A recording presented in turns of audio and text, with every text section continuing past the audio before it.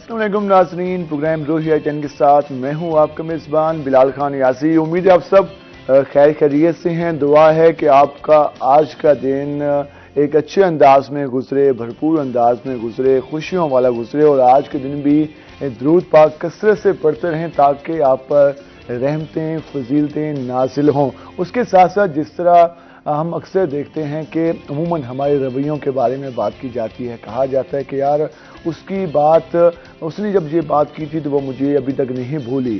تو اپنے الفاظ کا چناؤ ہمیں خیال سے کرنا چاہیے، اور ہم سب کو اس بات پہ فوکس کرنا چاہیے، اور اس کے لیے ایک باقاعدہ یقیناً ایک گھر سے اس تربیت کا سلسلے کا آغاز ہوتا ہے۔ اس کے بعد اسکول میں ٹیچرز کی بھی ذمہ داری ہے کہ وہ بچوں کو الفاظ کی ادائیگی کے حوالے سے سکھائیں کہ ہم نے کس موقع پر کون سے الفاظ یوز کرنے۔ اکثر اوقات ہم باتیں دل میں رکھ لیتے ہیں اور ان کا اظہار کئی عرصے بعد ہوتا ہے، تو وہ جو الفاظ ہمارے منہ سے نکل رہے ہوتے ہیں تو لگتا ہے ایسے کہ یار اتنا غصہ کہاں سے آ گیا۔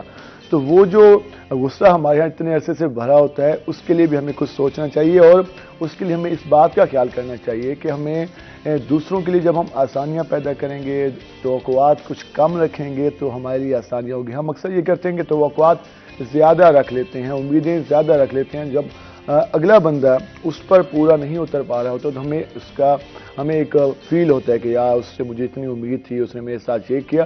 تو اس لیے کوشش یہ کریں کہ اپنے آپ کو اچھا رکھیں، لوگوں کے لیے آسانیاں پیدا کریں، اور اس کے ساتھ ساتھ یہ جو توقعات کا سلسلہ ہے اس کو کچھ کم رکھیں۔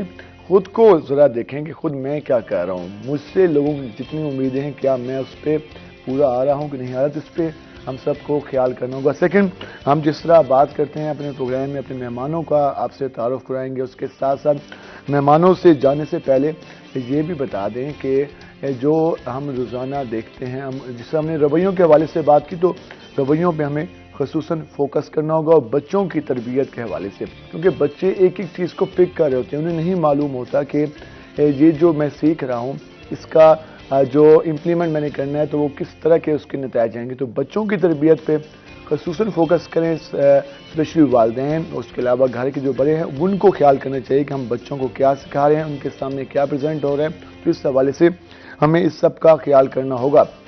ہم ذرا جائیں گے اپنے مہمانوں کی جانب اور ہم آپ کو اپنے مہمانوں کا تعارف کرا دیں گے۔ ہمارے ساتھ جو ہمارے پہلے مہمان موجود ہیں، عظیم الحق پیرزادہ صاحب، ایڈوکیٹ سپریم کورٹ بار ہیں، اس کے علاوہ سابق صدر ہیں ڈسٹرکٹ بار ملتان کے۔ سر آپ کو خوش آمدید، امید ہے آپ خیریت سے ہوں گے۔ صبح بخیر آپ کو۔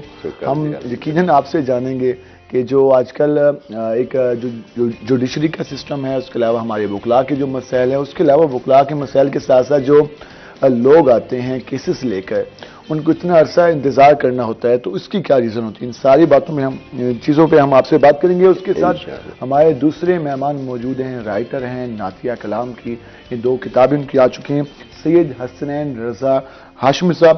حسنین رضا ہاشمی صاحب آپ کو خوش آمدید، امید ہے آپ خیریت سے ہوں گے۔ صبح بخیر۔ ہم یقیناً آپ سے نعتیہ کلام بھی سنیں گے، اس کے ساتھ ساتھ یہ بھی جاننے کی کوشش کریں گے آپ سے کہ کس طرح سے آپ نے اس کا سلسلے کا آغاز کیا۔ تو ناظرین، ہم نے آپ کو اپنے مہمانوں کا تعارف کرا دیا۔ ہم جس طرح اپنے پروگرام میں روزانہ اپنا ایک سیگمنٹ شامل کرتے ہیں، آج نیکی کی بات، پہلے وہاں چلتے ہیں، دیکھتے ہیں کہ ہمارے جو مذہبی اسکالر ہیں آج ہمیں کون سی نیکی کی بات بتا رہے ہیں، تو ہمارے ساتھ رہیے۔ ونصلی علی رسولہ الکریم، اما بعد۔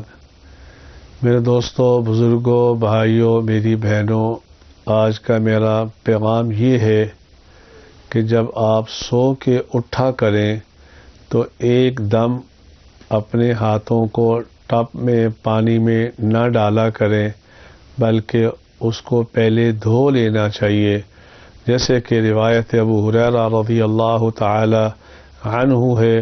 اللہ کے نبی صلی اللہ علیہ وآلہ وسلم نے فرمایا، اذا استيقظ احدكم من نومه، جب تم میں سے کوئی آدمی اپنی نیند سے بیدار ہو، اسے چاہیے کہ اپنا ہاتھ برتن میں، ٹب وغیرہ میں نہ ڈالے، یہاں تک کہ اس کو پہلے 3 مرتبہ دھو لے۔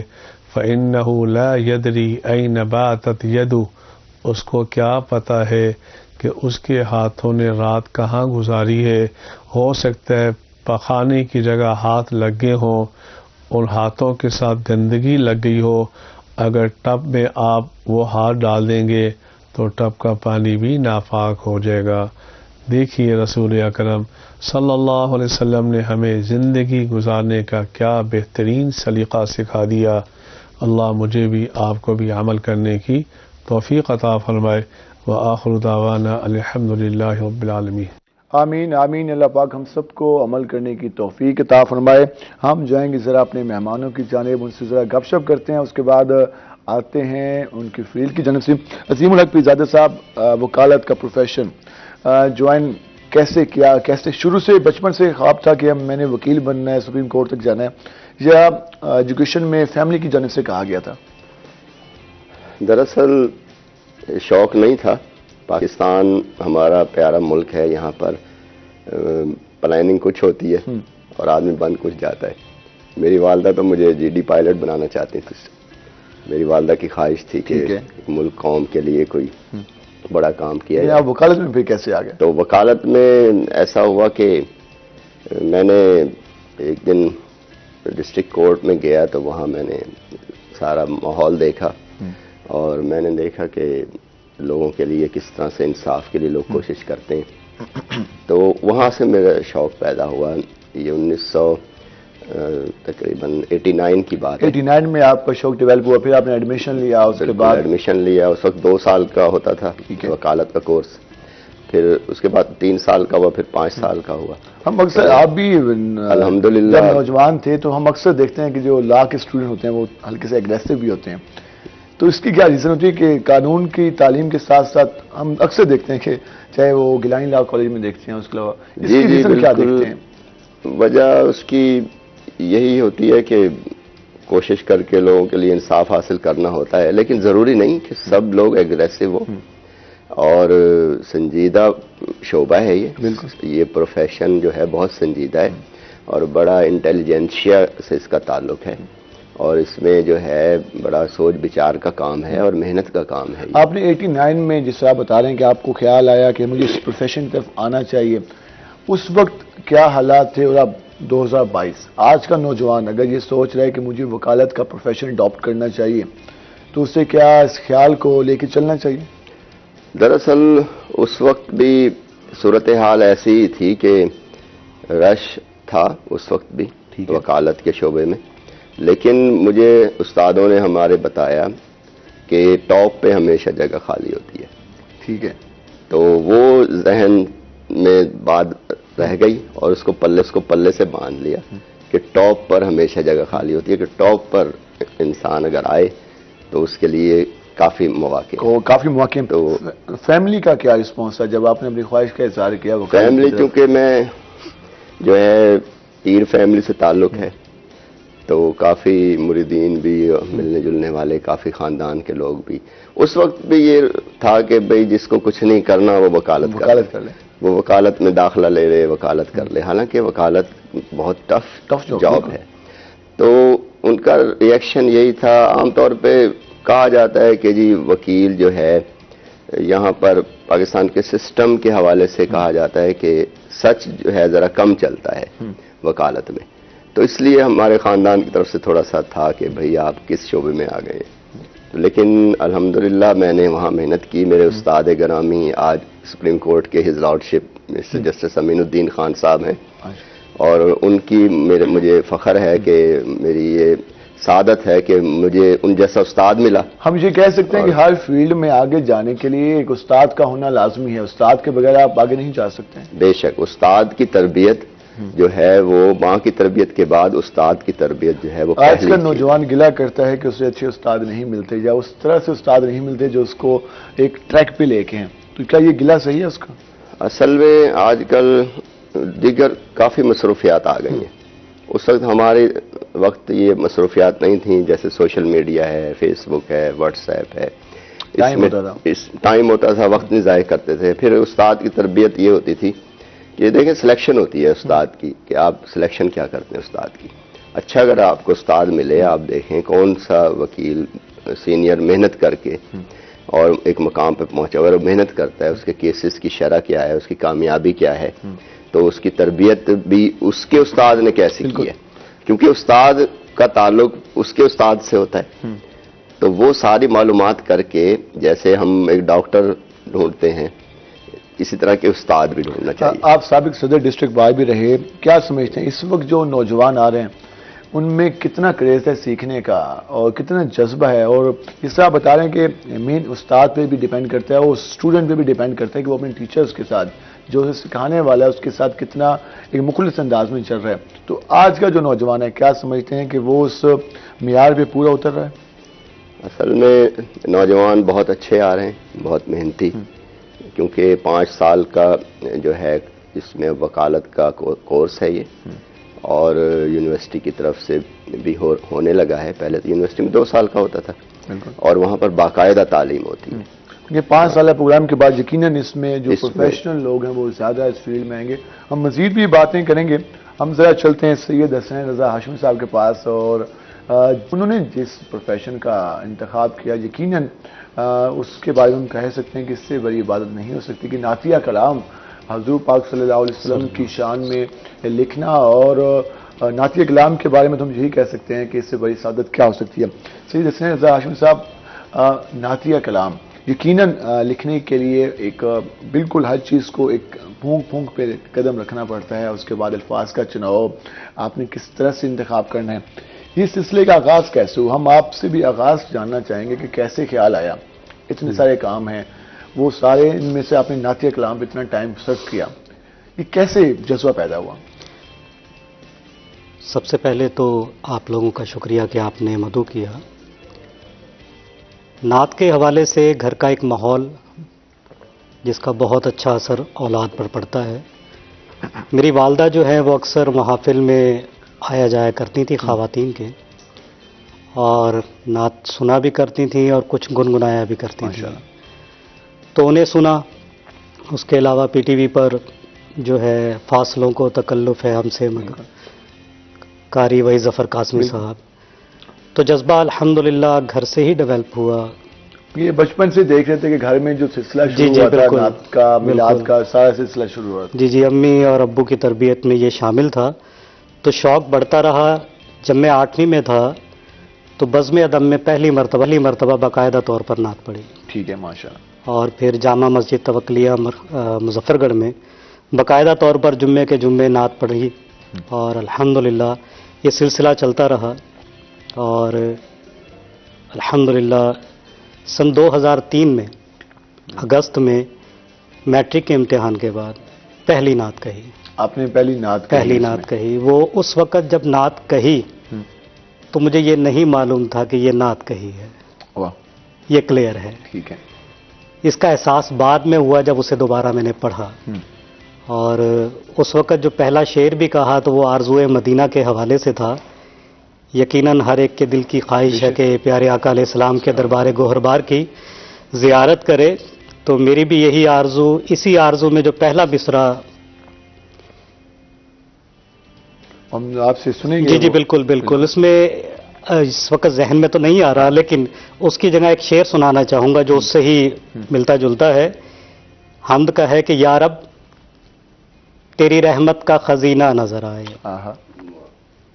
یا رب تیری رحمت کا خزینہ نظر آئے، بےتاب نگاہوں کو مدینہ نظر آئے. سبحان اللہ. بےتاب نگاہوں کو مدینہ نظر آئے. لکھنے کا سلسلہ جی شروع ہوا، ہم کب سے شروع ہوا؟ جی 2003 اگست میں. اس میں ہم آپ سے تفصیلی بات کریں گے. ہم ناظرین بریک پہ جائیں گے. بریک سے واپس آئیں گے تو ہم مزید نعتیہ کلام بھی سنیں گے. اس کے ساتھ ساتھ جس طرح ہم نے وکالت کے پروفیشن کے حوالے سے بات کر رہے ہیں اس پہ بھی تفصیلی روشنی ڈالیں گے. ہمارے ساتھ رہیے گا. ملتے ہیں شارٹ بریک کے بعد.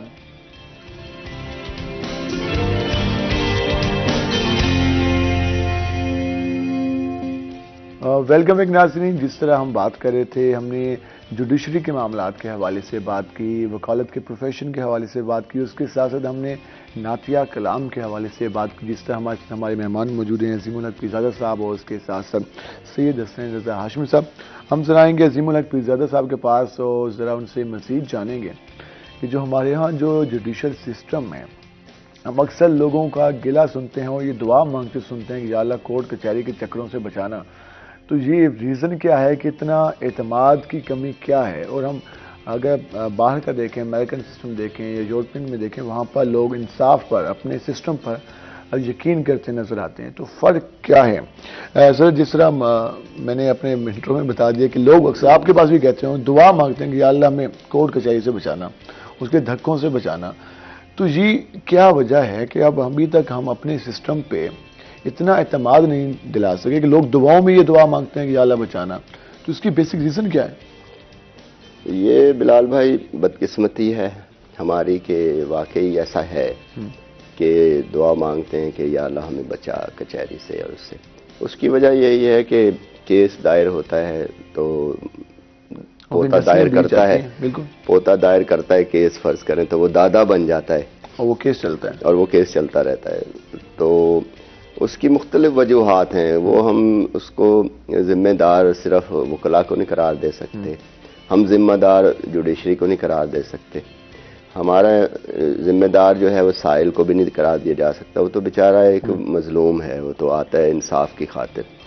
دوسرے ممالک کی آپ نے کہا بات کی، وہاں پر انصاف ہے تو خوشحالی ہے، انصاف ہے تو سکون ہے، انصاف ہے تو سب کچھ ہے. آپ سینئر وکیل ہیں، آپ کو اندازہ، آپ اتنے کیسز میں آ چکے ہیں، کتنے آپ نے کیے ہیں، آپ کو کیا سمجھتے ہیں جب کمپیئر کرتے ہیں، جب ایک سائل آتا ہے وہ اپنا کیس لے کے آتا ہے، کتنے عرصے میں اس کا کیس کا فیصلہ آ جانا چاہیے؟ جو فیصلے لٹک جاتے ہیں تو پھر اس کی کیا حالت ہوتی ہے؟ مجھے 30 برس ہونے کو ہیں کچہری میں، ڈسٹرکٹ بار میں اور مختلف high court bar, supreme court bar میں پیش ہوتا ہوں. تو وہاں سوال یہی ہوتا ہے سائل کا، جی سب سے پہلے تو یہ بتائیں کتنا ٹائم لگ جائے گا. اب وہ ٹائم فریم ہم دے نہیں سکتے، بہت مشکل ہوتا ہے. بات یہ ہے کہ سائل کو تو پتہ نہیں ہوتا بیچارے کو، وہ تو اپنا مسئلہ لے کر آتا ہے. لیکن میں امید اچھی رکھنی چاہیے ابھی کچھ چند سالوں میں دیوانی کیسز کی کچھ بہتری آ رہی ہے. جی ہاں، دیوانی کیسز میں، خاص طور پہ فیملی کیسز میں کافی ریفارمز آئی ہیں. اسی طرح سے رینٹ کے کیسز، کرایہ داری کے جو جھگڑے ہوتے ہیں مالک کرایہ داری کے، وہ بڑے سال ہر سال چلتے تھے پہلے، لیکن اب وہ مہینوں میں فیصلے ہو جاتے ہیں. اسی طرح سے جو ہے اور جو کیسز ہیں جیسے وراثت کا معاملہ ہے، وہ بھی جو ہے وہ بھی اتنا ٹائم نہیں لگتا جیسے پہلے. موجودہ چیف جسٹس صاحب جو ہیں لاہور ہائی کورٹ کے، ان کی ریفارمز بھی ہیں، بہت اچھی ریفارمز ہیں. یہ جو پیشی کا سسٹم ہے، پیشی کلچر جسے کہتے ہیں، وہ پیشی کلچر ہمیں ختم کرنا پڑے. یہ جو ہم تاریخ ڈائلاگ بھی تاریخ پہ تاریخی سلسلہ شروع ہوتا ہے، اس میں بعض کا یہ بھی کہتے ہیں کہ اگر زیادہ دین زیادہ لینے تو کچھ پیسے زیادہ دینے تو تاریخ آپ کو زیادہ مل جائے گی. تو اس سارے مائنڈ سیٹ کو، سارے کلچر کو کیسے چینج ہو سکتے ہیں؟ اصل میں دیکھیں یہ وکلاء پر بھی منحصر ہے. ہم یہ نہیں کہ ہم کہیں ہمارا قصور نہیں ہے. ہم جو اچھے وکیل ہیں، جو محنت کرتے ہیں، وہ چاہتے ہیں کہ اس کا فیصلہ ہو. جب فیصلہ ہوگا تو فار اینڈ اگینسٹ اس کے خلاف ظاہر اپیل ہوگی، تو پھر ایک نیا کیس بنے گا. اسی طرح سے جو ہے جج صاحبان ہیں، محترم جج صاحبان ہیں، وہ فیصلہ کریں گے تو ان کی ترقی پر اثر پڑتا ہے. تو دونوں طرف سے جو ہے وہ ایک سسٹم، جب دونوں محنت کرتے ہیں، جوڈیشری اور وکلاء، گاڑی کے دو پہیے کہا جاتا ہے. وہ گاڑی کے دو پہیے وہ اس لیے ہیں کہ گاڑی چلے، روانی کے ساتھ گاڑی چلے. یقیناً اس میں رول ادا کرنا ہوگا، مزید ریفارمز کو لانا ہوگا. ابھی بھی ہمارا سسٹم کافی بہتر کام کر رہا ہے، لیکن اس میں اگر مزید امپرومنٹ لائی جاتی ہے، مزید یہاں پر جس طرح ججز کی تعداد بڑھائی جاتی ہے، ہماری جو کورٹ کی جگہ ہے، اس کے علاوہ نوجوان وکلاء کے لیے مزید مواقع لائے جاتے ہیں، یقیناً سسٹم میں کافی بہتری آ سکتی ہے. ہم ذرا جائیں گے سید حسین رضا ہاشمی صاحب کے پاس. حسین رضا ہاشمی صاحب، جس طرح ہم نے کے حوالے سے بات کی، آپ نے بتایا کہ 2011 میں 2003 میں آپ نے جو سلسلہ شروع کیا، 2003 میں، تو اب تک کتنی کتابیں لکھ چکے ہیں؟ اور کتاب لکھنے کا خیال کیسے ہے؟ پہلے تو نعت پڑھنے کا آپ کو خیال آیا کہ مجھے نعت پڑھنی چاہیے، پھر لکھنی چاہیے، پھر کتاب، تو یہ سلسلہ کیسے شروع ہوا؟ 2003 میں جب نعت پہلی دفعہ لکھی، اس وقت کیونکہ اتنا شعور نہیں تھا، اور جس طرح ابھی جو ہے پیرزادہ صاحب نے بھی فرمایا کہ استاد کے بغیر جو ہے وہ منزل نہیں مل پاتی، یہ بات درست ہے. سلیم نطقانی صاحب مظفر گڑھ میں ایک بہت بڑا نام ہے ادب کے حوالے سے. گو کہ یہ مجھے لیٹ ملے لیکن دیر آمد درست آمد. تو الحمدللہ جب سے انہوں نے رہنمائی فرمائی ہے 2019 میں جا کر کتاب جو ہے میم، پہلی نعتیہ کتاب میم، وہ تشکیل دی گئی جسے المدینہ پبلیکیشنز لاہور اس سے. میں پھر کتنی نعتیں کلام شامل تھا اس میں؟ 92 بالکل. اور الحمدللہ بارونق انداز سے اور باوقار انداز سے کتاب منظر عام پر آئی. وقت تو لگا، اور وقت لگنے پر اس قدر خوبصورت تحفہ ملے گا یہ یقیناً اللہ تبارک و تعالیٰ کی عطا ہے. تو بڑی خوبصورت کتاب ترتیب دی آپ نے گئی. بتایا کہ آپ کے جو ٹیچر تھے ان کا ادب سے کافی زیادہ لگاؤ، اس کے بعد اردو نظم میں، اردو میں نعتیہ کلام لکھنا، اور یقیناً ہم جو اردو بولتے ہیں جو لکھی جاتی ہے جو وہاں اس کلام ادب میں، تو وہ کافی زیادہ فرق ہوتا ہے. بہت فرق ہے. تو وہ سارا کچھ سلسلہ کیسے سیکھا؟ کیونکہ جو رسپیکٹ میں ہم اردو میں جو الفاظ استعمال کرتے ہیں ان کا چناؤ، ان کا انتخاب کافی لازمی اور دیکھ بھال کے ہوتا ہے. تو اور نعتیہ کلام میں اس سے زیادہ ذمہ داری آ جاتی ہے انسان پہ. تو یہ تربیت کیسے رہی، اور یہ کہ بک ریڈنگ کی استاد سے سیکھا، نعتیہ کلام چیک کراتے تھے، وہ کیا تھا؟ شروع میں تو والد صاحب جو ہے میرے بڑا ذوق رکھتے ہیں، اور بچپن سے ہی وہ ادب کے حوالے سے زیادہ محتاط ہیں، اور بچوں پر اسی حوالے سے زیادہ انہوں نے توجہ دی ہے. وہ اکثر جب سنا بھی کرتے تھے تو بہت کہا کرتے تھے کہ ادب سے جتنا بھی الفاظوں کا چناؤ کرو وہ ذرا احتیاط سے کرو، کہ جس بارگاہ میں یہ الفاظ بطور ہدیہ پیش ہو رہے ہیں کہیں خدا نخواستہ کہیں گستاخی نہ ہو جائے. تو اس حوالے سے بڑا انہوں نے سکھایا بھی، سمجھایا بھی، اور مطالعے سے بھی یہ بات واضح ہوتی ہے. پھر دینی محافل میں خاص کر جو قول سنائی دیتا ہے شاہ احمد رضا خان بریلوی رحمۃ اللہ تعالی علیہ کا، کہ آپ لکھتے ہیں کہ نعت کہنا پل صراط پر چلنے کے مترادف ہے، کہ ذرا برابر بھی کمی پیشی جو ہے وہ کتنے اعمال کے غارت کا سبب بن جائے وہ نہیں پتہ لگتا ہے.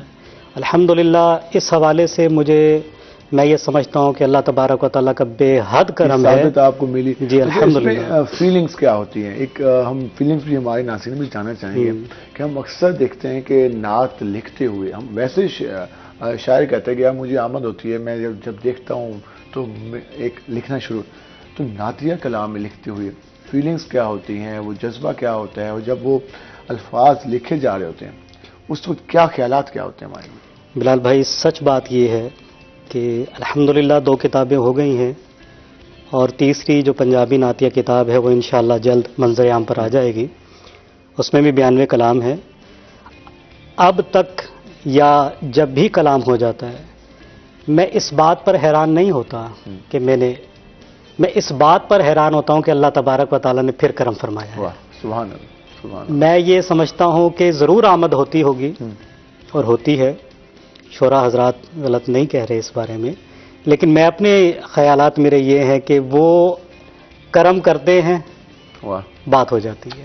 سبحان اللہ. اور یہاں شعر کہنا چاہوں گا کہ ان کی نسبت سے رضا سب عزتیں، ان کی نسبت سے رضا سب عزتیں، ورنہ میں کیا میری اوقات ہے. سبحان اللہ، سبحان اللہ. بے شک، بے شک. یقیناً اس حوالے سے جو نعتیہ کلام ہے اور جو ہمارا نعتیہ کلام لکھا جا رہا ہے اس کی کافی زیادہ اہمیت ہے، اور اس کے ساتھ ساتھ جس طرح اس سارے سلسلے کا اس سے یقیناً اس سے بڑی سعادت نہیں ہو سکتی کہ جو آپ لکھ رہے ہیں وہ کس کے لیے لکھ رہے ہیں. اس سے بڑی بات کیا ہو سکتی ہے کہ آپ ان کے لیے لکھ رہے ہیں جن کے لیے کائنات بنی. تو اس سے زیادہ میں نہیں سمجھتا کہ اس سے کوئی بڑی خدمت یا عبادت اس سے بڑی نہیں ہو سکتی. زیادہ صاحب ہم وکلاء کے حوالے سے جس طرح بات کر رہے تھے، ہم نے سسٹم کی بات کی. اپنے ہاں امریکہ آپ جاتے ہیں، وہاں بھی آپ اس کے ممبر ہیں بار کے، تو وہاں کیا دیکھتے ہیں؟ وہاں کے وکلاء، وہاں کا سسٹم اور ہمارا سسٹم، فرق کتنا نظر آتا ہے آپ کو؟ فرق تو دیکھا جائے تو زمین آسمان کا ہے، نہ صرف انصاف کے لیے بلکہ اور معاملات میں بھی. وہاں کیسز کی تعداد بہت کم ہے عدالتوں میں. ٹھیک ہے، اس کی وجہ وقت پہ فیصلے ہیں یا وہاں پہ کرائم؟ وہاں کا جو قانون ہے، قانون ایسے بنائے گئے ہیں، اور وہاں کا جو نظام ہے انصاف کا، وہاں پیشی دینے کا کلچر نہیں ہے، پیشی کا کلچر نہیں ہے. اور وہاں پر دونوں سائیڈ ہیں، وکلا بھی اور ججز بھی، دونوں مثبت انداز سے چلتے ہیں، اور وہ کوشش کرتے ہیں کہ یہ مقدمہ آیا ہے تو اس کو فیصلہ کیا جائے. تو وہاں پر میں جاتا ہوں، دیکھتا ہوں، میں نے دیکھا دیوانی کیس کا فیصلہ، میں نے سارا وہ اس کو دیکھا، 8 دن میں فیصلہ ہو گیا، 8 دن میں؟ 8 دن میں ان کا 2-3 نسلیں، ایک پلاٹ کا جھگڑا تھا، ٹھیک ہے، تو وہ جب دونوں سائڈیں انہوں نے ایک دن دعویٰ دائر ہوا، اگلے دن ہی انہوں نے طلب کر لیا پارٹی کو، اور اسی دن جو ہے جواب بھی آ گیا، جواب ان سے مانگا گیا کہ بھائی جواب دیں، اس کے بعد پھر ایویڈنس آ گئی، تیسرے دن، چوتھے دن دوسری پارٹی کی ایویڈنس آ گئی، 5ویں دن آرگومنٹ ہو وہاں گئی۔ ایک سب سے اہم کہ ٹائم کی اہمیت ہے، ٹائم کی اہمیت ہے وہ یہ نہیں ہے کہ 15 دن کی تاریخ دے دی، وہ 15 دن اسی چیز میں، ہاں نہیں، وہاں ایسا نہیں ہے۔ دوسرا یہ ہے کہ وہاں پر سسٹم ہے ٹاؤن وغیرہ کی کچہری ہیں، وہاں بھی چھوٹے چھوٹے یونٹ بنائے گئے ہیں، مزید بھی بات کریں گے۔ یقیناً اگر وقت پر فیصلے ہوں، وقت پر انصاف ملے تو کافی زیادہ چیزیں بہتر ہو سکتی ہیں۔ اگر 8 دن میں فیصلہ ہو رہا ہو اس کا، اور یہاں پر 15 سال اور 20 سال گزر جانے کے بعد بھی فیصلے نہیں ہوتے، تو اس کے بعد پھر ہم کس طرح کہہ سکتے ہیں کہ ہمارے ہاں جو سسٹم ہے، ہمارے ہاں جو کلچر ہے، ہمارے ہاں جو رویے ہیں، ہمارے ہاں جو قانون کی حکمرانی ہے، وہ کیسے ہو سکتی ہے؟ تو یقیناً انصاف کو ہم نے بلند کرنا ہوگا۔ انصاف کے لیے اس حوالے سے ہماری حکومت کو، ہماری عدالتوں کو مزید کام کرنا ہوگا۔ ہم بریک پہ جائیں گے، بریک سے واپس آئیں گے تو ہم مزید بات کریں گے۔ ہمارے ساتھ رہیے گا، ملتے ہیں شارٹ بریک کے بعد۔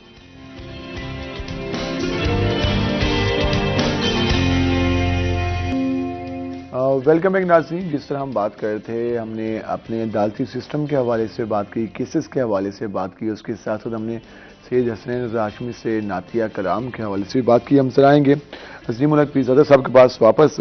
پیرزادہ صاحب، جس طرح ہم بات کر رہے تھے اپنے ہاں جو ہمارے ہاں سسٹم ہے، اور ہم نے امریکہ کے ایگزامپل دی کہ وہاں 8 دن میں فیصلہ ہوتا ہے اور یہاں سال گزر جاتے ہیں، فیملی کیسز کی تعداد میں کتنا اضافہ ہوا ہے؟ کیونکہ ہم اکثر دیکھتے ہیں کہ اب جس طرح کے حالات ہیں، لڑائی جھگڑے معمول بن گئے ہیں، تو عدالت میں کیا حالات ہیں؟ فیملی کیسز بڑھے ہیں یا کم ہوئے ہیں؟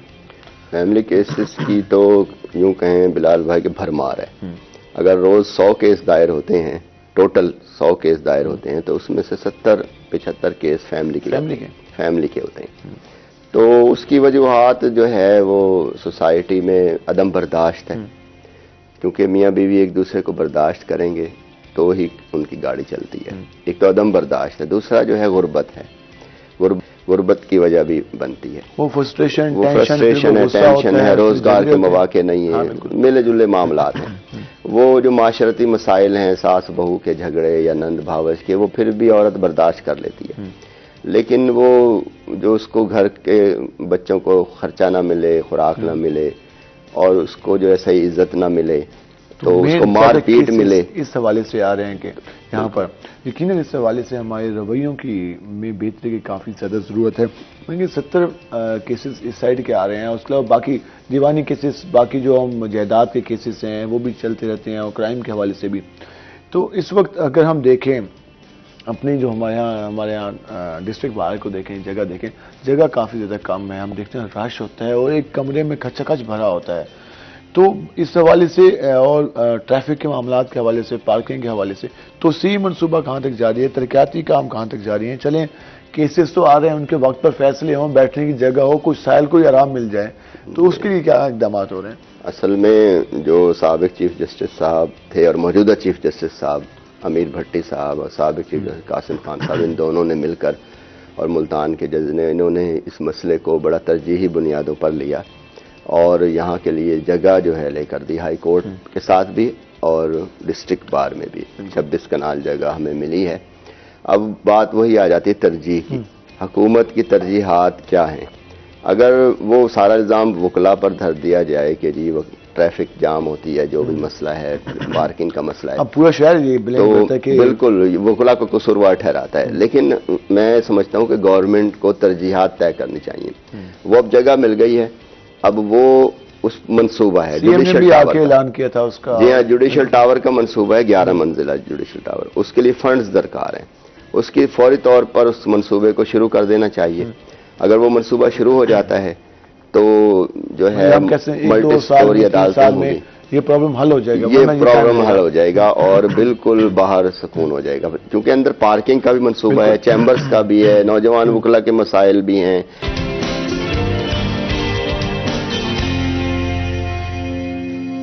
ویلکم بیک ناظرین. ہمارے ساتھ ہمارے نئے مہمان ہمیں جوائن کر چکے ہیں اور اب اس سیگمنٹ میں آپ خوب انجوائے کرنے والے ہیں. ہم آپ کو اپنے مہمانوں کا تعارف بھی کریں گے, ہم سیاست پہ بھی بات کریں گے, اور اس کے ساتھ ساتھ جو کہا جاتا ہے کہ میوزک اور اچھا میوزک ہو, اچھی شاعری ہو, اچھی آواز ہو, تو یقیناً اس کے بعد جو ایک سکون سا ملتا ہے, ایک آرام سا ملتا ہے, اور انسان کھو سا جاتا ہے ان سروں میں, ان آوازوں میں. تو ہم آپ کو اپنے مہمانوں کا جو تعارف کرائیں گے, لیکن آپ کو بھی کافی اچھا لگے گا. ہمارے ساتھ جو ہماری پہلی مہمان موجود ہیں, پاکستان تحریک انصاف وومن ونگ جنوبی پنجاب کی صدر ڈاکٹر روبینہ اختر ہمارے ساتھ موجود ہیں. ڈاکٹر صاحب آپ کو خوش آمدید. ہم یقیناً جانیں گے پاکستان تحریک انصاف کی کارکردگی کے حوالے سے, اس کے ساتھ ساتھ خواتین کے لیے کیا کام کیا گیا اور خواتین کو مواقع دینے کے حوالے سے ہم آپ سے بات کریں گے. ہم اکثر دیکھتے ہیں کہ خواتین کو مین سیٹوں پہ جگہ نہیں دی جاتی, تو آپ کی جماعت اب کچھ جگہ دینے جا رہی ہے, نہیں دینے جا رہی, ساری صورتحال پہ بات کریں گے. اور ہمارے ساتھ ہمارے جو دوسرے مہمان موجود ہیں, اگر ہم ان کا تعارف کرائیں تو پاکستان میں میوزک کے حوالے سے کافی خوبصورت نام ہے, ایک بڑا نام ہے.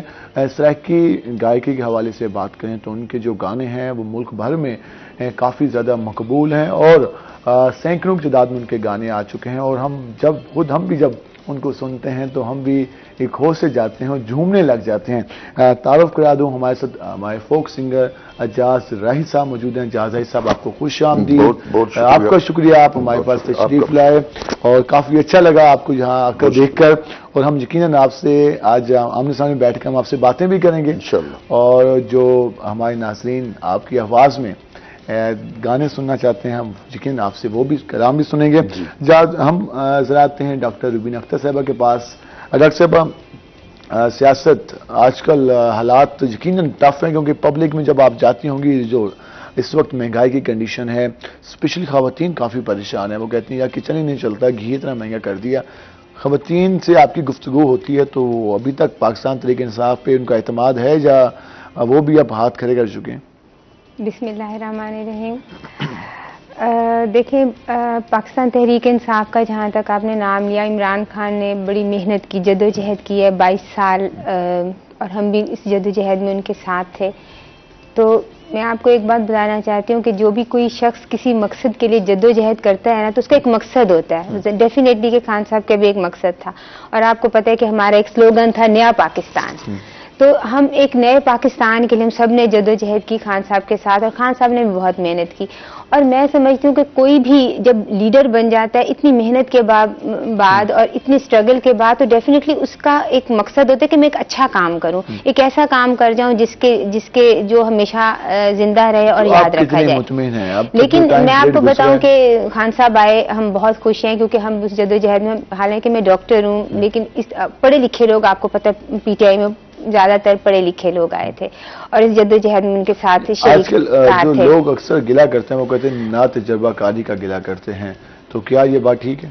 دیکھیں, نا تجربہ کاری کی جہاں تک بات ہے, پہلے کوئی ظاہر ہے کوئی کام سٹارٹ کرتا ہے تو پھر وہ اس کی پیک تک بھی پہنچتا ہے. یہ تو کہنا ہی جو ہے نا قبل از وقت ہے کہ جی چونکہ وہ نا تجربہ کار تھے تو اس لیے وہ تجربہ کار فلانا تھا. تو پہلے کوئی نا تجربہ کار ہی ہوتا ہے, کوئی بھی کام ہو, آپ پہلے سٹارٹ جب کرتے ہیں تو آپ نا تجربہ کار ہوتے ہیں, اور پھر آپ تجربہ حاصل کرتے ہیں. اب 3.5 سال ہو گئے خان صاحب کو. کے پی کے کا تجربہ اگر یہاں صحیح انداز میں وہاں پہ سیکھا جا سکتا تھا, اور ریفارمز کی ہم سب نے نعرے سنے, ہم سب نے وہ دھرنوں میں بھی گئے ہم لوگ, اور اس میں بھی لوگ گلہ کرتے ہیں, وہ یہ کہتے ہیں کہ وہاں کہا گیا کہ ہمارے پاس پورا پلان موجود ہے, لیکن جب آئے تو کہا گیا ہمیں تو پتہ ہی نہیں تھا یہ حالات ہے. نہیں, آپ دیکھ لیں کہ اگر کے پی کے میں رہی حکومت, کے پی کے کا حال اب دیکھو, دوبارہ بھی انہوں نے خان صاحب کو سلیکٹ کیا, بیکاز وہاں پہ کام بہت اچھا تھا. اور یہاں تک ملک کا سوال ہے, ابھی دیکھیں بی آر ٹی جو ان کی ہماری جو بس سروس ہے, اس کو کے پی کے والوں جو چلی ہے, اس میں دیکھیں اس کا کتنا اچھا اس کی رینکنگ آئی ہے. میٹرو پہ تنقید تھی, وہاں بی آر ٹی اچھی تھی, تو یہ تضاد نہیں.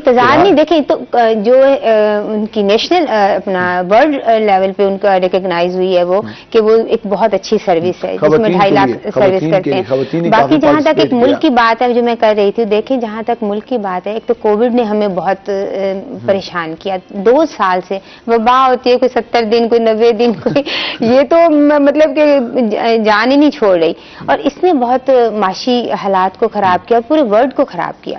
جس میں میں سمجھتی ہوں کہ خان صاحب بہت کوشش کر رہے ہیں. حکومتوں میں ہم نے ڈینگی کی وبا دیکھی تھی، کافی زیادہ ہلچل مچی تھی، اور کووڈ، وہی یہ نا. مشکلات تو چلتی رہتی ہیں، لیکن اس کے ساتھ لیکن ساتھ ڈینگی کی وبا کچھ مہینوں کے لیے تھی، 2 مہینوں کے لیے، 3 مہینے، یہ تو جا ہی نہیں رہی. آپ دیکھیں کنٹینیوس، مطلب کہ کساد بازاری کا پوری دنیا شکار ہو رہی ہے. تو لیکن پھر بھی ہم اس نامساعد حالات میں بھی آپ نے یہ دیکھا کہ جس طرح کرونا کا مقابلہ ہم نے کیا ہے، کرونا کا مقابلہ کیا، اسے ورلڈ نے اپریشیٹ کیا ہے، WHO نے بھی. 2 دن پہلے آپ نے بھی نیوز میں سنا ہوگا، جب آپ نے سنا، میں آپ سے جاننا چاہتا ہوں کہ 12 روپے پیٹرول مہنگا ہو گئے، تو آپ کی کیا فیلنگ سی؟ نہیں، ڈیفینیٹلی دیکھیں، جہاں تک مہنگائی کا تعلق ہے، چاہے وہ ایک غریب طبقے سے لے کے جو امیر طبقہ، سارے دے آر سفرر. یہ تو آپ نہ کہیں کہ ہمیں خوشی ہوئی ہے جی چلے جی 12 روپے ہو گئے تو کوئی بات نہیں، ہمیں بھی ایکولی دکھ ہوا ہے کہ دیکھیں جس کی 50,000 تنخواہ ہے، جس کی 60,000 تنخواہ ہے، وہ ہر چیز جو ہے نا مینج کیسے کرے گا. لیکن میں سمجھتی ہوں کہ یہ بھی خان صاحب نے کل بھی آپ نے دیکھے منڈی بہاؤدین میں کتنا بڑا جلسہ ہوا ہے ان کا، باوجود بلکہ میں سمجھتی ہوں دشمنوں کی نیندیں بھی کہا جاتا ہے کہ وہاں پہ سرکاری ملازمین بھی ہوتے ہیں، وہ تو ہر دور میں ہم دیکھتے ہیں، چاہے وہ سابقہ حکمران تھے، تو وہ چلیں وہ بھی دیکھ لیکن اس کے اگر نتائج دیکھیں تو خانے وال کا الیکشن ہمارے سامنے ہے، کنٹونمنٹ کا الیکشن سامنے ہے، اس کے علاوہ جو ضمنی الیکشن ہوئے تو اس میں تو میں سمجھتی ہوں کہ یہ بھی ہماری ایک قسم کی بڑی بڑائی ہے کہ ہم نے کبھی اثر انداز ہونے کے الیکشنز پہ کوشش نہیں کی. الیکشن میں تو مطلب کہ وہ ٹھیک ہے، اس میں اب انکوائریاں چل رہی ہیں، اٹ از گڈ، لیکن یہ ہے کہ دیکھیں ہم نے اثر انداز ہونے کی کوشش نہیں کی. حالات بہتر بالکل، بہت زیادہ پر امید ہوں، اور میں کہتی ہوں کہ انشاءاللہ تعالیٰ انہی باقی جو 1.5 سال ہے انشاءاللہ تعالیٰ خان صاحب اس میں مزید بھی بات کریں گے، خواتین کی پارٹیسپیشن کے حوالے سے بھی بات کریں گے. ہم سر آتے ہیں اعجاز راہی صاحب کے پاس. اعجاز راہی صاحب، سنگنگ، ہم یہ بھی جاننا چاہیں گے کہ کب سے آپ نے اس پروفیشن کا آغاز کیا؟ بچپن سے شوق تھا؟ اور یہ آواز بھی جو ایک درد سا ہے، ایک خوبصورت سی آواز ہے، اور جو ہمارے ایک سرائکی خطے کی سٹائل، یہ کب سے اپنایا، کیسے اپنایا؟ یہ جو میرے خطے کی محرومیاں ہیں، میرے خطے کے دکھ ہیں، میرے کسانوں کے دکھ ہیں، میرے سرائکی لوگوں کے دکھ ہیں، میرے جو بیٹ کا علاقہ ہے، دریائی علاقہ ہے، یا جو میرے خطے کے جنگل میں رہتے ہیں لوگ، ان کے جو دکھ ہیں، ان کا جو دکھ ہے وہ میری آواز میں جھلکتا ہے. تو یہ کب سے سلسلہ سنگنگ شروع کب سے؟ یہ میں 12 سال کی عمر میں نے شروع کیا تھا، گھر سے بھاگا ہوا تھا، والد صاحب مولوی تھے، اور بس حادثہ سی. کافی مشکل ہوگا پھر گھر سے؟ بہت زیادہ مشکل، بہت ڈانٹ پڑی ہے، بہت مار پڑی ہے. آخر کراچی بھاگ گیا. پھر ایک ہوٹل تھا وہاں، محمود آباد ہوٹل، منظور ہوٹل کے نام سے منسوب تھا، اور وہاں میں نے کام کیا. اوپر ایک ہندو کی اکیڈمی تھی، وہاں میں نے تعلیم شروع کی. اس وقت انیسن بھٹی صاحب کا بہت بڑا عروج تھا، بہت زیادہ عروج تھا، اور میرے استاد بھی وہی انیسن بھٹی صاحب ہیں. اس کے بعد بہت سارے 52 استاد میرے 52 استاد. ماشاءاللہ. تو اس میں ہم دیکھتے ہیں کہ اطول اللہ خان سکھیلوی کو دیکھتے ہیں، وہ بھی کہتے ہیں بہت میرے استاد ہیں. وہ بھی کہتے ہیں میں بھی بچپن سے گھر سے. ان کا کیسٹ میرا استاد ہے. ان کا کیسٹ کو ان کے کیسٹ سن کے نا آپ دونوں کی لائف سیکھنے کی سیم لگ رہی ہے. ہاں، کہ کس طرح وہ گاتے ہیں، یا کسی ویسے انہوں نے شفقت بھرا ہاتھ بھی مجھ پہ رکھا ہے، مجھ سے محبت کرتے ہیں، بات چیت بھی ہوتی رہتی ہے. پہلا گانا کب گایا آپ نے؟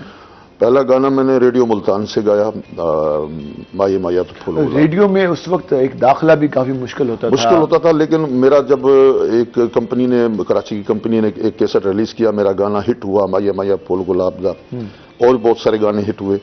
تو پھر مجھے ریڈیو سے کہا کہ آپ ریڈیو پہ آئیں.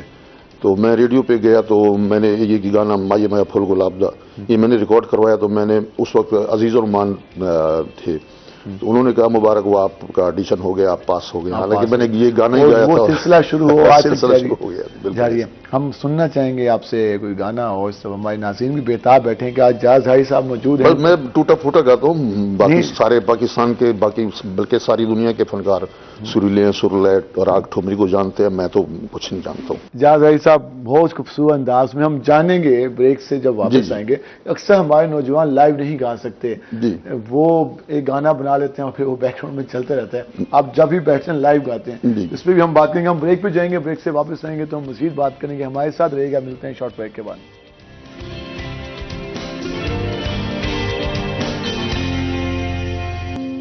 ویلکم بیک ناظرین. جس طرح اپنے بریک سے جانے سے پہلے اعجاز راہی صاحب کو سنا اور یقیناً آپ نے کافی زیادہ انجوائے کیا ہوگا, اور جو ایک خوبصورت آواز سننے کے بعد تو یقیناً ایک انسان فریش سا ہو جاتا ہے اور چہرے سے پہ بھی ہلکی سی رونق آ جاتی ہے. تو ہم مزید بھی اعجاز راہی صاحب سے باتیں کریں گے. ہمارے ساتھ جس طرح پاکستان تحریک انصاف کی رہنما موجود ہیں ڈاکٹر روبینہ اختر, ہم ذرا ان سے بات کر لیتے ہیں. ڈاکٹر صاحبہ, جس طرح ہم آپ کی پارٹی کے بارے میں بات کر رہے تھے, جس طرح کی ماشاءاللہ پرفارمنس رہی ہے, ابھی بلدیات کے حوالے سے بات چل رہی ہے. خواتین کی پارٹیسپیشن ہم نے دیکھی کافی زیادہ تھی اور فخریہ انداز میں کہا جاتا تھا کہ خواتین ہمارے ساتھ موجود ہیں, بچے ہمارے ساتھ ہیں, نوجوان ہمارے ساتھ موجود ہیں. اب جو بلدیات سجے گا مارکا, تو اس میں تمام طبقات کو موقع ملے گا یا پھر وہی شخصیات آئیں گی جن پہ تنقید کی جاتی تھی؟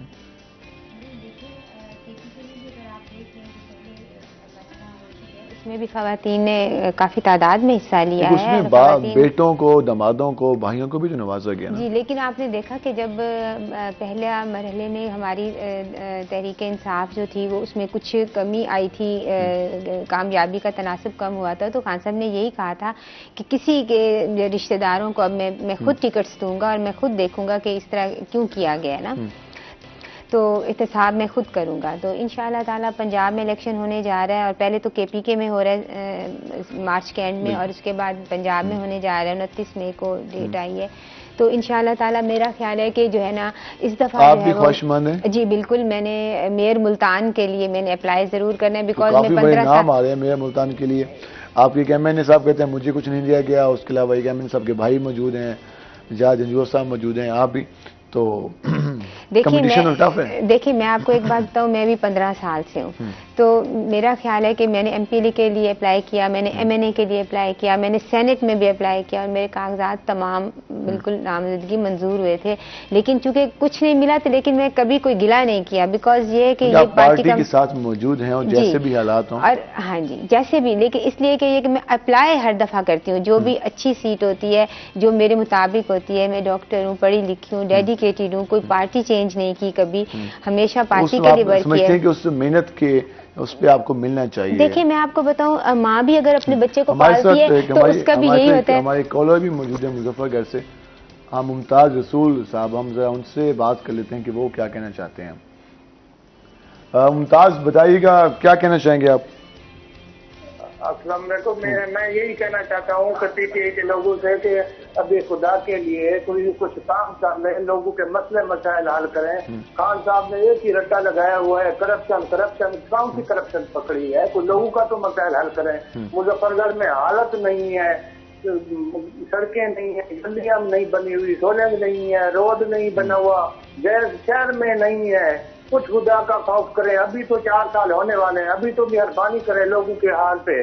ممتاز صاحب آپ کا پیغام پہنچ گیا, آپ کو شکریہ. یہ ویسے بھی فون کال آ گئی آپ نے مظفر گھر سے ممتاز صاحب کے. یہ ہر جگہ یہ گلہ آتا ہے کہ کرپشن, لیکن عوام کے مسائل بھی تو ہیں. بالکل, مسائل تو سب سے پہلی بات ہوتی ہے, کیونکہ مسائل اگر آپ کی ڈور تک, یہ جو بلدیاتی الیکشن ہے یہ دیکھ لیجئے گا کہ انشاءاللہ جب یہ بلدیاتی الیکشن حل ہو جائیں گے, نہیں حل نہیں ہو جائیں گے, لیکن یہ ہے کہ کم از کم ان مسائل کی نشاندہی پراپر طریقے سے ہوگی. جب آپ ڈور ٹو ڈور جائیں گے, جب آپ گلیوں میں جائیں گے, آپ محلوں میں جائیں گے, تو ڈیفینیٹلی آپ کے جو مسائل ہیں ان کو بہت زیادہ بوسٹ ملے گا انشاءاللہ تعالی. کہ بلدیات جب آ جائے گا تو آپ کے مسائل حل ہوں گے, اور کچھ انتظار کر لیں. خان صاحب بھی کہیں کچھ انتظار کریں. ہم جائیں گے جاج راہی صاحب, جس طرح ہم نے بات کی سنگنگ کے حوالے سے, سیکھنا کرنی ہے. آج کل ہم دیکھتے ہیں کہ نوجوان تو لائیو گا ہی نہیں سکتا, وہ 2 گانے لے کے آتا ہے. جواب دے دیتا ہوں. 30 سال 40 سال سے بگڑے ہوئے کام 2-3 سال میں مکمل نہیں ہوا کرتے, اس کے لیے ٹائم ضرور درکار ہوتا ہے. دوسروں کی ذمہ داری جو ہے نا, جو دوسروں کی کوتاہی ہے وہ ایک شخص پہ نہیں ڈالنی چاہیے. تھوڑا سا انتظار کریں, انشاءاللہ اپنے ضمیر کے ساتھ جب آپ فیصلہ کریں گے تو آپ کو اپنا ضمیر مطمئن خود کرے گا. راہی صاحب نے بھی کہہ دیا کہ کچھ انتظار کر لیں, کیونکہ اس وقت حالات ایسے ہیں اور کچھ ٹائم دینا چاہیے. اس ساری صورتحال میں جب ہم مہنگائی کی بات کریں, انتظار کی بات کریں, تو ایک گانا بھی ہو جائے تاکہ ماحول کچھ بیلنس ہو. بالکل بیلنس کرتے ہیں. تو آپ فرما رہے تھے کہ سیکھنا, آج کل کے جو سنگر بننا چاہ رہے ہیں تو آج کل تو اکیڈمیاں بہت ساری ہیں, وہاں گانے, ہاں ملتان میں بھی ہیں, کراچی میں بھی, لاہور میں بھی, وہاں दो आइटम गवाए जाते हैं, सिखाने की दूर की बात है, लेकिन इतना टाइम नफ्स नफ्सी का दौर है, किसी के पास नहीं है, ना इंस्ट्रक्टर के पास है, ना ही सिंगर जो गाने वाला सीखने वाला होता है उसके पास है। वो भी 4-4 5 अकेडमी उन्होंने ज्वाइन की हुई हैं। फेम का क्रेज जो है वो प्रोफेशन को खाया जा रहा है। ऐसे बिल्कुल।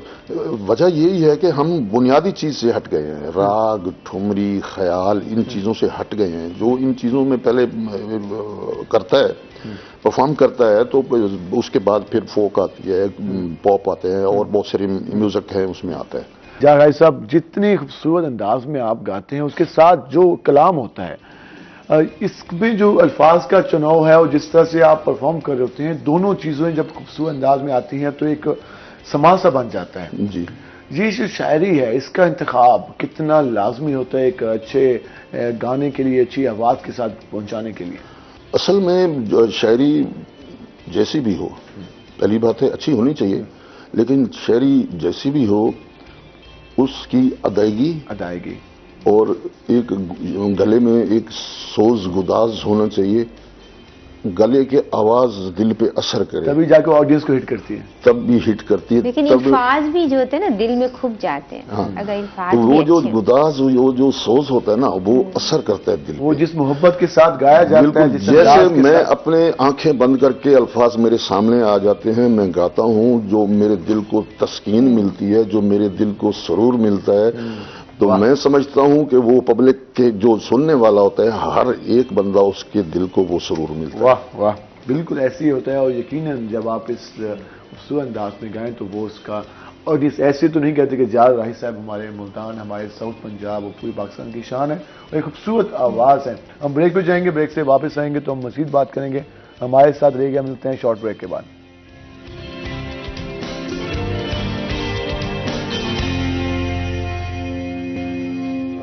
वेलकम बैक नाज़रीन। जिस तरह आपने ब्रेक से जाने से पहले जावेद राही साहब को सुना और यकीनन हमने तो काफ़ी ज़्यादा एंजॉय किया और एक तस्कीन से मिलती है। और यकीनन जो हमारे खित्ते का फनकार है, वो हमारे खित्ते की पहचान है। हमारे पूरे मुल्क में जब सैके खित्ते की बात की जाती है तो ये चंद नाम हैं जिनके नाम से इस खित्ते की पहचान कराई जाती है। तो यकीनन ये सब हमारे लिए काबिल एहतराम भी है। उस हवाले से हुकूमत को भी, उसके साथ साथ हमारी तमाम जो कम्यूनिटी है उनको इस बात पर सराहना चाहिए कि जो हमारे खित्ते की आवाज़ें, खूबसूरत नाम हैं जिनसे हमारी पहचान होती है, तो उनको हमें मज़ीद मौके भी देने होंगे। उसके साथ साथ जो इस खित्ते में जो कल्चर है, जो हमारे यहाँ गायकी होती है, उसको परवान चढ़ाने के लिए भी हमें काम करना चाहिए। हमारे साथ डॉक्टर रुबीना अख्तर भी मौजूद हैं। डॉक्टर साहब, जिस तरह हम बात कर रहे थे, हमने बल्दियात के हवाले से बात की और एक कॉलर ने भी बात की आपसे, तो इस वक्त अब आखिरी सेगमेंट है हमारा, तो इस वक्त कि क्या होप क्या दिलाएंगी, क्योंकि हम अक्सर लोग गिरा करते हैं कि आप लोग मायूसी की बातें करते हैं, आप लोग डिसाइड करते हैं, आप क्या होप दिलाएंगी जो लोग सुन रहे हैं कि हालात बेहतर होंगे? हम मुसलमान हैं और इस्लाम में भी ये कि मायूसी गुनाह है। मायूस तो हमने बिल्कुल ही नहीं होना और घबराना भी नहीं है, बिल्कुल नहीं घबराना क्योंकि जो घबरा जाते फिर उससे तो काम ही नहीं हो सकता। जो घबरा रहे हैं वो सबको पता चल रहा है। सही कह रहे हैं कि घबरा हम नहीं रहे, घबरा वो रहे हैं, क्योंकि उन्होंने अपनी हर तीसरे महीने ना वो एक नया शोशा छोड़ देते हैं, कभी अदम एतमाद, कभी लॉन्ग मार्च, कभी जी बस अब ये हुकूमत गई हमारे साथ, फॉरवर्ड ब्लॉक बन गया, कभी कुछ, लेकिन अभी तक वो बिल्कुल टोटली नाकाम है और इंशाल्लाह वो आगे भी नाकाम रहेंगे और अगली हुकूमत भी इंशाल्लाह हमारी होगी और एक इंशाल्लाह नया पाकिस्तान ही बनेगा जिसमें लोग जो है वो खुशहाल होंगे। हमें बहुत अच्छी उम्मीद है और सब दोनों पूरी उम्मीद है कि नया पाकिस्तान बन के रहेगा और इंशाल्लाह घबराना नहीं है का पैगाम दिया जा रहा है। अब यकीनन लोग घबराते भी हैं और कहते भी हैं कि अब कुछ मौका दिया जाए घबराने का, लेकिन बात वही है कि मायूसी वैसे गुनाह है, मायूस नहीं होनी चाहिए। अपनी मेहनत को, मेरा तो मशवरा ये है कि अपनी मेहनत को डबल कर लें हम, जैसे भी हालात हैं।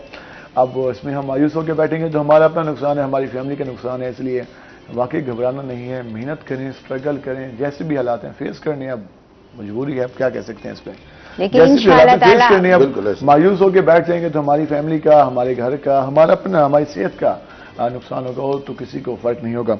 जावेद राही साहब, जिस तरह हम बात कर अकेडमीज के हवाले से बात करते, सिखाने के हवाले से बात कर लेते, हमारी फीमेल सिंगर भी पहले बड़े नाम आए, अब हमारे यहाँ ये सिलसिला कम हुआ है, ज़्यादा हुआ है, کیا سمجھتے ہیں کن کن چیزوں پہ کام کرنے کی ضرورت ہے؟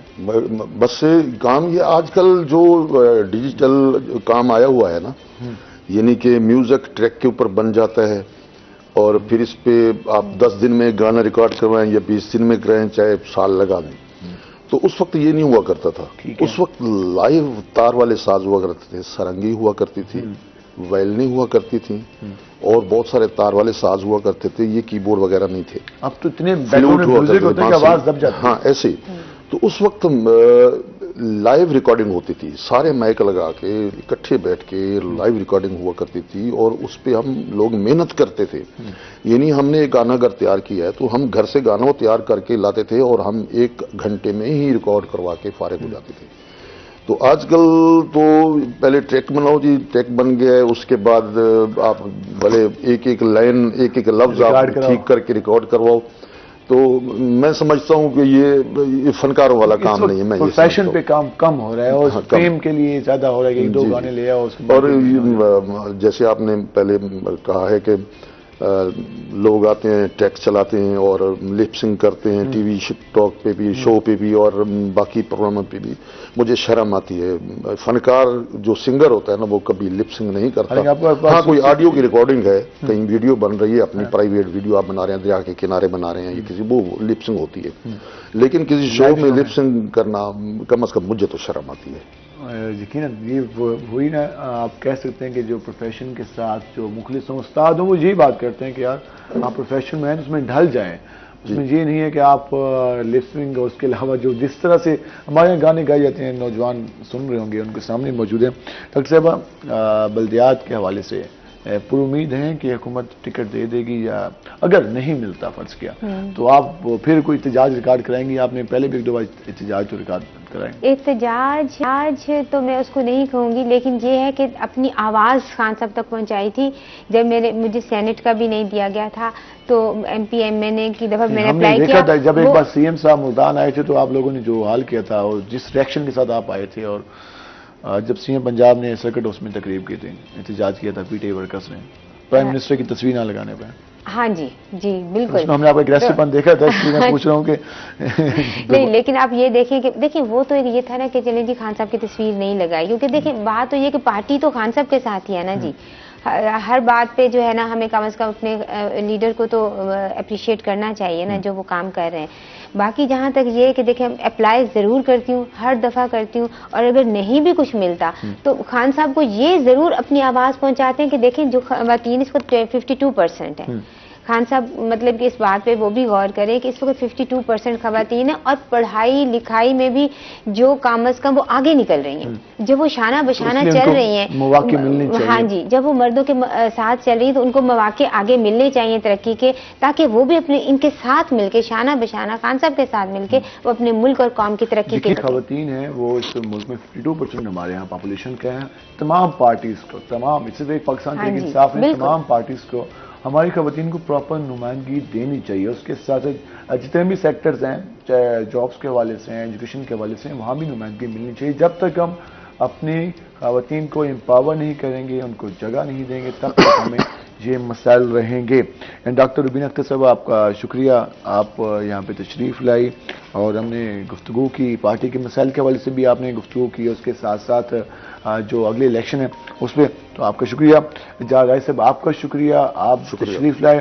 ہم آپ سے اینڈ میں گانا ضرور سنیں گے، ہمارے ناظرین بھی سنیں گے، اور کافی اچھا لگا آپ جہاں پہ آئے. اس کے علاوہ ہمارے ناظرین اور یقیناً جو آپ نے گفتگو کی اس سے کافی زیادہ خوش بھی ہوئے کہ آپ نے اتنا بڑا نام اپنے شو میں بلایا، اور یقیناً جو نوجوان سنگرز ہیں ان کو بھی کافی زیادہ چیزیں سیکھنے کو ملی ہوں گی. اور یقیناً محنت لازمی ہے. اس کے علاوہ پروفیشن کے ساتھ کچھ گاڈ گفٹڈ چیزیں ہوتی ہیں، اور گاڈ گفٹڈ چیزوں کو جب آپ بہتر انداز میں لے کے چلیں تو ایک خوبصورت انداز میں آپ سامنے آ سکتے ہیں. جاوید صاحب، آپ کا شکریہ.